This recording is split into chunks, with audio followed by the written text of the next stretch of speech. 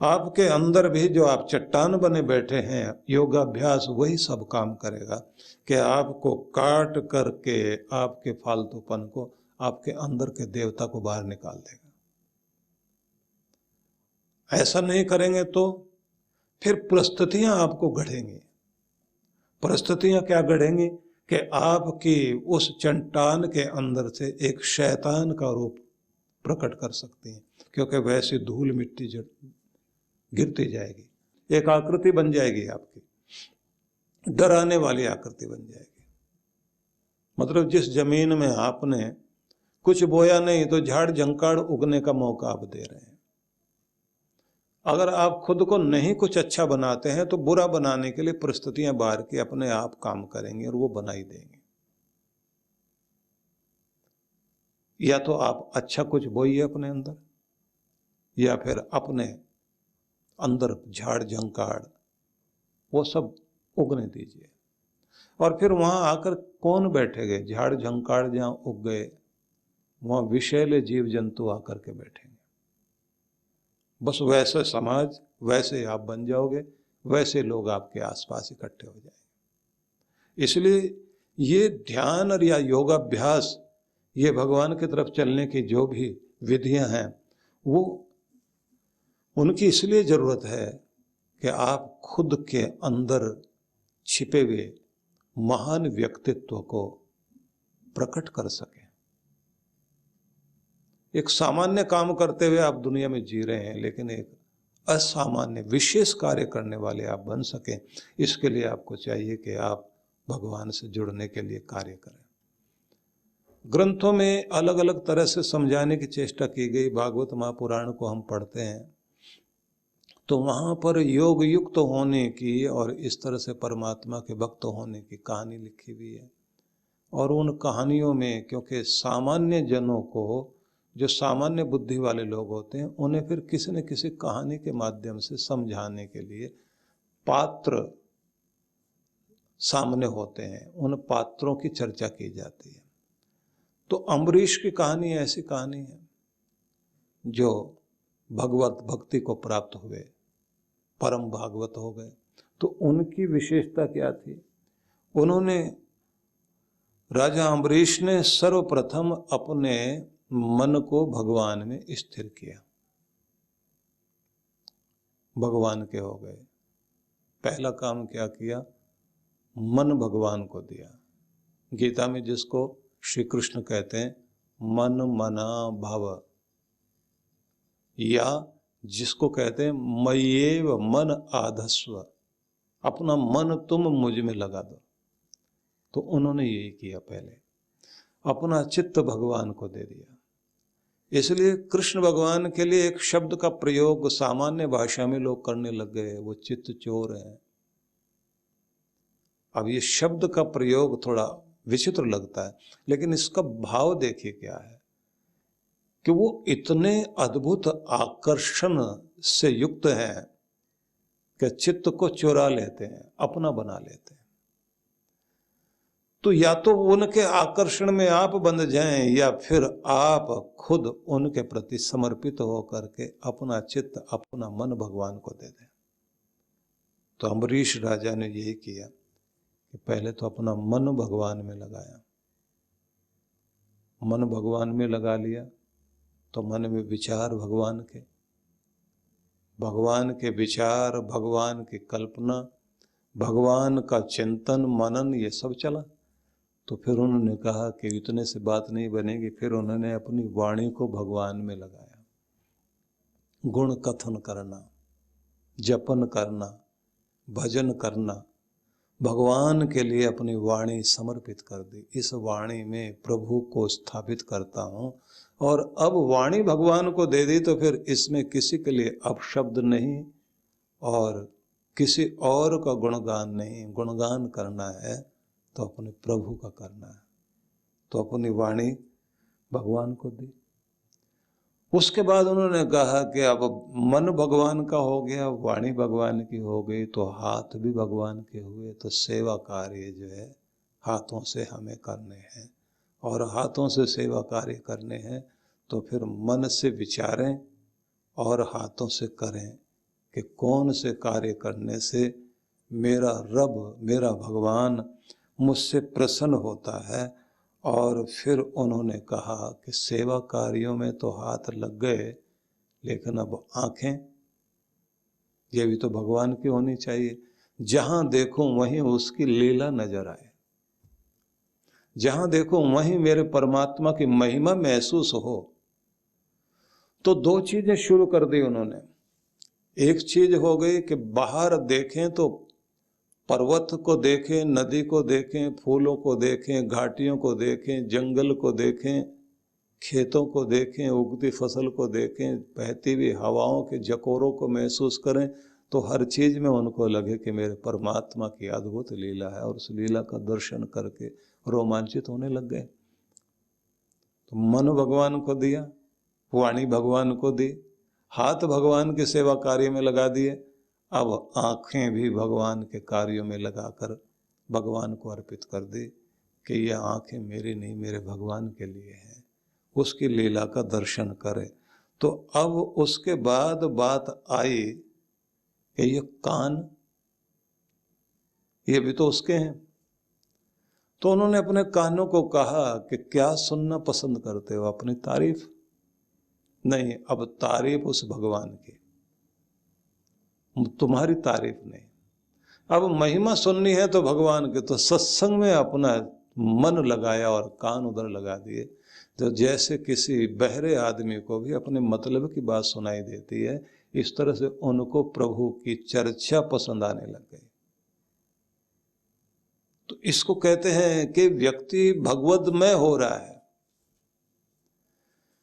और सारी चीजें संसार की चल रही हैं, लेकिन अगर कहीं किसी ने कह दिया कि भगवान की चर्चा हो रही है, और यहाँ ये चर्चा इस तरह से की जाती है कि बात मस्तिष्क में भी बैठती है, हृदय में भी बैठती है, और व्यवहारिक पक्ष भी सामने है, तो अद्भुत ढंग से दीवाने होकर के बैठे। अब इसके बाद उन्होंने कहा कि ये आंख भगवान के, कान भगवान के, मस्तिष्क भी भगवान का, तो फिर ये नाक बीच में रह गया, क्योंकि वाणी भी आ गई, तो नाक का क्या करें? तो घ्राण जो है, नाक का भी प्रयोग करना शुरू कर दिया। नाक का प्रयोग कैसे? कि भगवान की सुगंध बना ली अपनी। वो क्या होती है? इसका प्रयोग आज के समय में सबसे ज्यादा होता है। कहीं आप कोई थेरेपी होती है तो वहां पर भी आरोमा थेरेपी का प्रयोग किया जाता है। किसी रेस्टोरेंट में आप चले जाइए तो वहां पर एक खास तरह की सुगंध का प्रयोग किया जाता है, जिससे मूड बने लोगों का भोजन के लिए। हमारे ऋषि मुनियों ने इसके लिए एक व्यवस्था दी कि अगर को, तगर को, चंदन को, गूगल को, झाओ बेर और ऐसी 33 प्रकार की औषधियों का चयन किया कि इन सब का प्रयोग करना चाहिए, जिससे वातावरण में सुवास आए और जिससे देवत्व आपके अंदर आए, शांति और सात्विकता आए। तो उन्होंने वही सब वातावरण बनाना शुरू कर दिया कि सुगंध भी खींचे उधर की तरफ, और जहां दुर्गंध है, मतलब वातावरण में कहीं भी बासीपन ना हो, ताजगी बनी रहे, तो नाक भगवान को दे दी। अब नाक भी भगवान के, अब रह गए पांव। तो पांव का क्या करें? ये भी तो मेरा नहीं है, ये भी तो भगवान के हैं।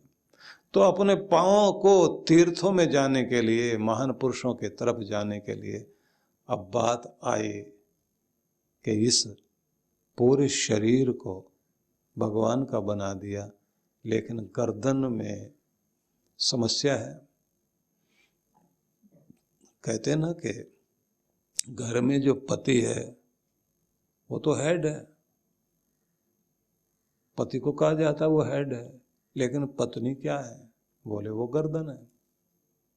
गर्दन हिलेगी तो हेड भी हिलेगा। गर्दन चला रही है हेड को, तो आप समझ लीजिए कि आपका मस्तिष्क जो है उसको झुकना बहुत जरूरी है।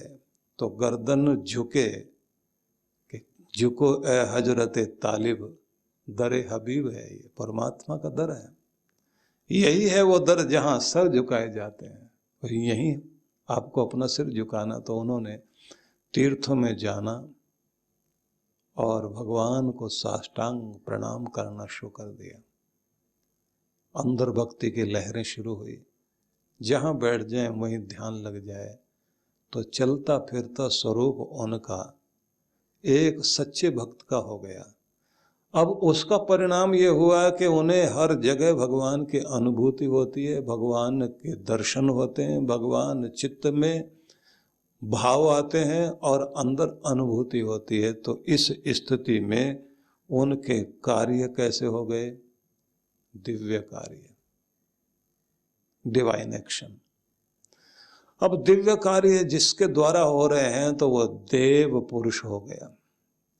मस्तिष्क में उठते हैं तो दिव्य विचार उठते हैं। वाणी से जो कुछ बोला जाता है तो फिर वो सामान्य वाणी नहीं है, वो दिव्य वाणी हो गई।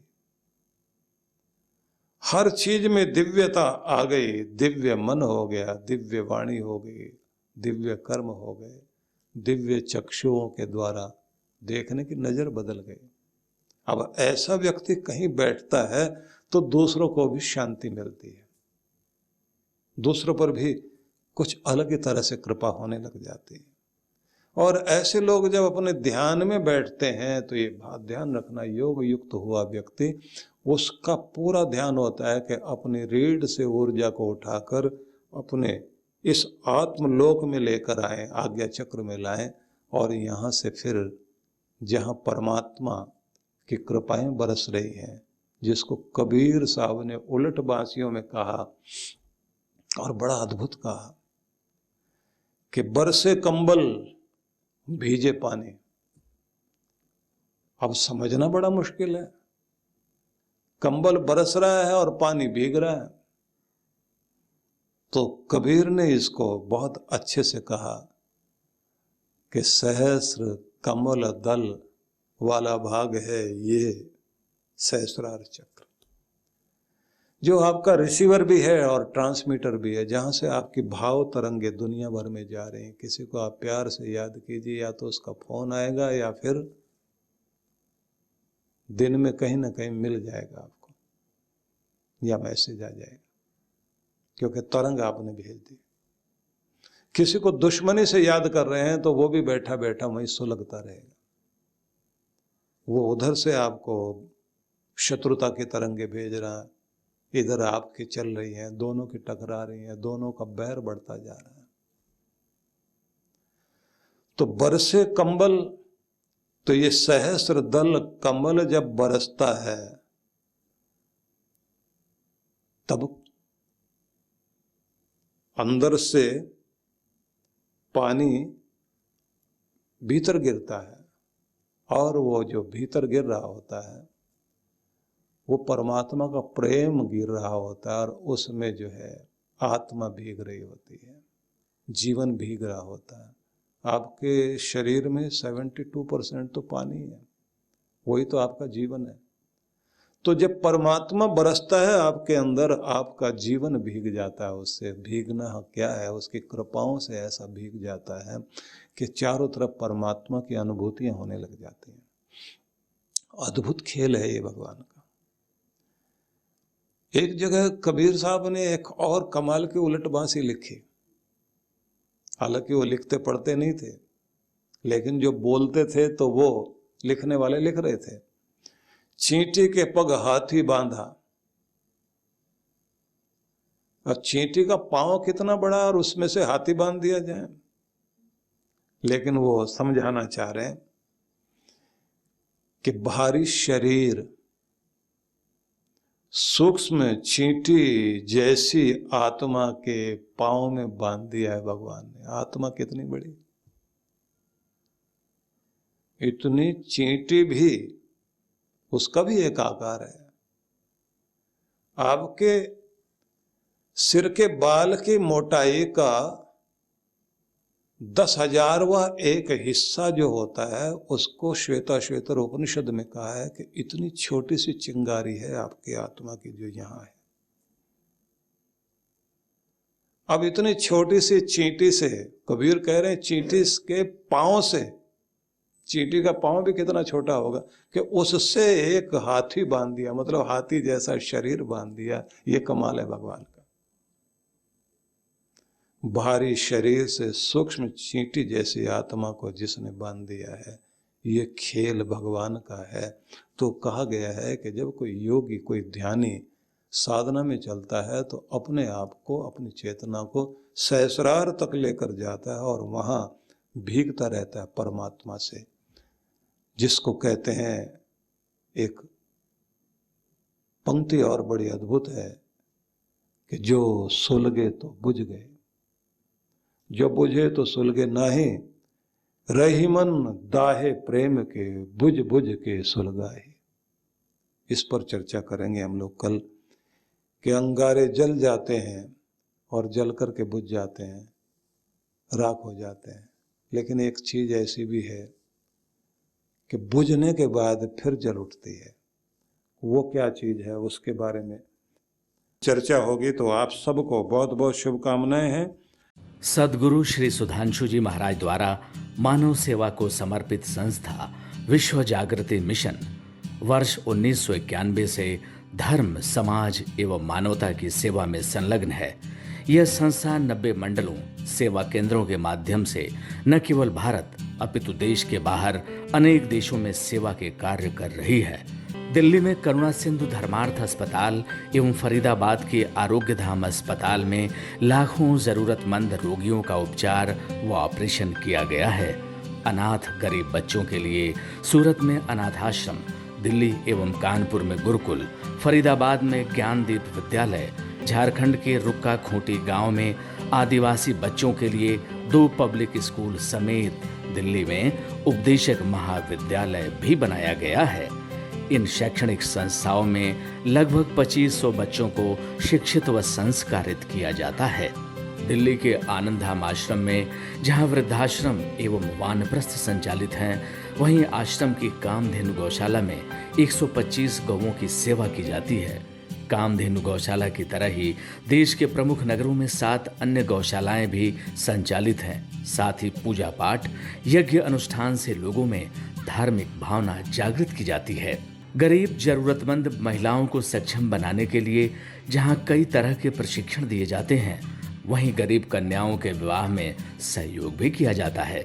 प्राकृतिक आपदा जैसे कि बाढ़, भूकंप, तूफान आदि में जहां मिशन द्वारा प्रधानमंत्री राहत कोष में सहयोग किया जाता है, मानव सेवा को ईश्वर भक्ति मानते हुए सेवा परमो धर्म के भाव से विश्व जागृति मिशन के सेवा कार्य निरंतर जारी हैं। आइए मिशन के सेवा पथ पर बढ़ते कदमों में कदम से कदम मिलाकर चलें और मानवता की सेवा में दान सहयोग कर पुण्य के भागीदार बनें।